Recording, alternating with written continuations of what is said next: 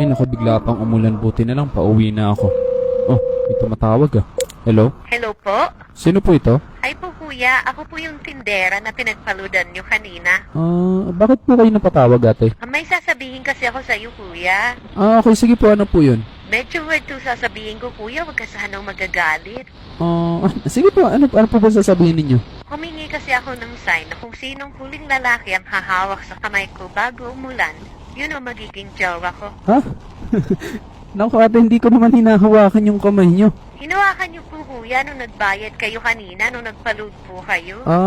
Teka, alam mo, hindi ko sinasadya yun, tsaka madami naman ang bumibili dyan ah. Pero ang sign kasi kung sino ang huling makakahawak ng kamay ko at biglang uulan. Eh ikaw naman ang huling nakahawak ng kamay ko bago umulan eh. Naku ate, seryoso ba to? Baka nasasobrahan ka lang kakanood ng teleserye, tsaka hindi totoo yung mga ganung bagay. Pero parang nag-slow motion kasi kanina nung papalapit ka pa lang eh. Lalo na nung inalis mo na yung helmet mo. Ngayon lang ako nakaramdam ng ganito. Alam mo ate, hindi ko alam kung nagbibiro ka lang, pero sorry, hindi na po ako pwede. Tsaka taken na po ako, kaya malabo po yung iniisip mo. Wala namang problema sa akin, kuya, kahit taken ka na.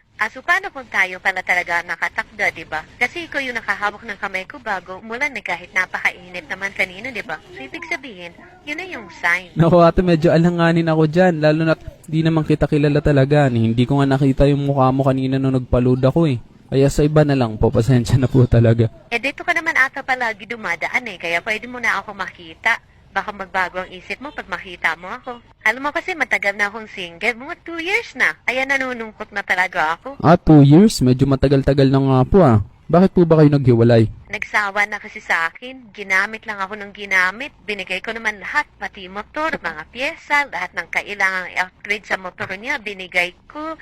Kada nag-rides, pinapayagan ko, binibigyan ko ng panggasolina, lahat ng